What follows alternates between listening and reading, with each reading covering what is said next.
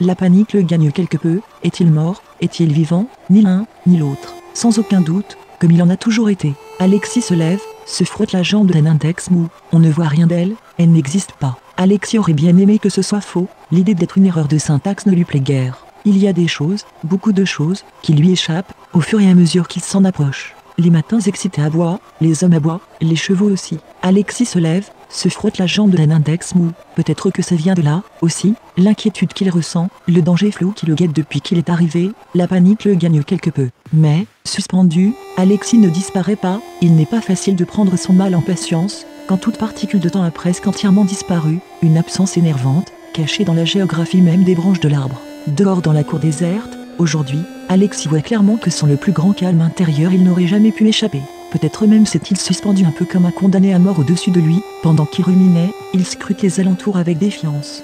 Fantasmes Alexis sent bien que si cet animal arrivait à passer au travers, il ne serait plus qu'un tas misérable de cellules cancéreuses. Enfin l'aube, qui n'a jamais été aussi triste, Alexis soupire. Mais Alexis ne pissera pas par terre. Ça ne suffit ni à faire taire Alexis, ni à l'empêcher de bouger. Alexis ne voudrait pas que cette chose remarque son trouble, s'aperçoive qu'il s'est aperçu de sa présence, se pelotonne dans le fauteuil, s'endort sagement. Il est temps de faire disparaître le cadavre de celle qui dormait en haut. Alexis a fait retour, glacial, presque absent. Bref, Alexis dormirait. Alexis les entend plus qu'il ne les prononce. Trop tard, c'est un serpent qui lui vrille les tympans. Alexis est aussi ce petit animal affreux et triste qui aimerait se cacher, comme un bébé kangourou, dans la poche ventrale de sa mère.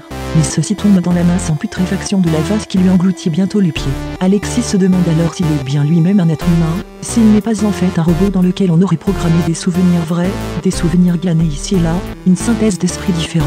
Au moins sera-t-il rassuré sinon sur son sort, du moins sur sa nature. Alexis avise un radeau, qui a plutôt l'air d'une méduse. Alexis lutte, essaie de récupérer quelques molécules de cet air si rare. Quelque chose d'atroce, tapis au fond de sa mémoire, le suit en silence. Car Alexis sait, encore une fois, de quoi elle va dîner, quand cette satanée bestiole, sur le grill, sera prête. Le film est en Technicolor, la pellicule un peu usée confère aux couleurs une teinte irréelle.